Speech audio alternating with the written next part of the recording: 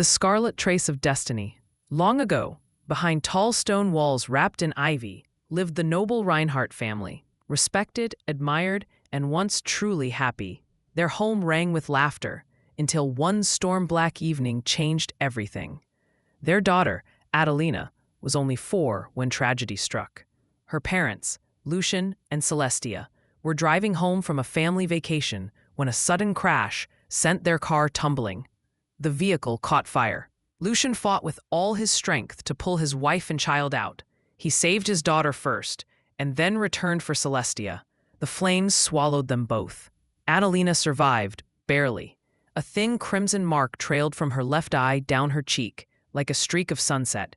It was the only physical sign of that night. But the emotional scars ran far deeper.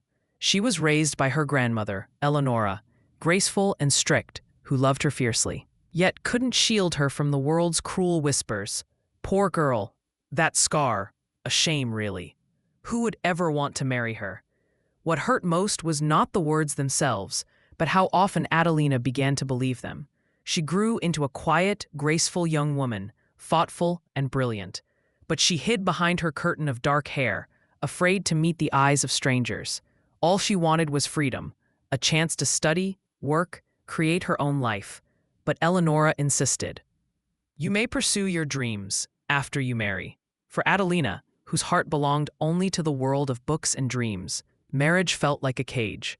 Then, as if fate itself intervened, someone returned. Felix, son of old family friends, came back to the city. His father had died years ago, leaving his family with debts. He dreamed of becoming a doctor, but had no means to study. At a charity gala, they crossed paths. She recognized him, a childhood playmate under the apple trees. Though time had changed them both. You've grown, he murmured. You too, she answered quietly. He didn't stare at her scar. He saw her, and that alone made her heart tremble. Desperate for freedom, Adelina offered a shocking proposal. A marriage only on paper. If my grandmother thinks I'm settled, she'll fund our studies. You can become a doctor. I can study law. After it's done, we part ways. Felix hesitated. Marriage without love felt wrong, but the dream of helping people, of saving lives, burned inside him. He said yes. Their wedding was grand, glittering, full of curious, judgmental eyes. Eleonora, in her pride, toasted the groom. Thank you, Felix, for marrying my granddaughter, despite her scar. The words sliced deeper than any blade. Adelina lowered her gaze, humiliated, but Felix stepped forward. She is more beautiful than anyone here. Those who can't see it are blind. For the first time, Adelina lifted her face, just a little, toward the world. They left for the city. They studied. They worked. Slowly, their partnership blossomed into friendship. One night, Felix came home from hospital training to find Adelina crying silently by the window. What happened? People look at me like I'm broken. He sat beside her and gently pulled her into his arms. No speeches, no pity, just warmth. From that night, something inside her began to heal. They walked together through exams, sleepless nights, laughter, and arguments, side by side, and without noticing when it happened, they fell in love. A real one, quiet but powerful. Felix became a surgeon. Adelina, a lawyer defending those society cast aside. Together, they opened a clinic and legal center, helping the forgotten reclaim their lives. One evening, on their small rooftop, Felix held a ring, not of duty this time, but of devotion. I never want to part from you, he whispered. I love your laugh and your scar. It's not a flaw. It's the path that brought you to me. Tears shimmered down her cheeks, tears of pure joy. Soon after, their daughter was born. They named her Estelle, Star, bright-eyed, radiant, healthy. One day when she was old enough to talk, Estelle touched her mother's cheek. Mama, your red line looks like an angel's wing.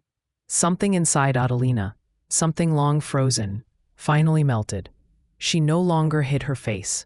She walked through the world with her chin lifted, her heart full. Because her scar no longer meant tragedy. It meant survival, strength, destiny. Years passed. People who once whispered became patients, clients, admirers. They saw how gracefully she fought for others, how warmly she loved.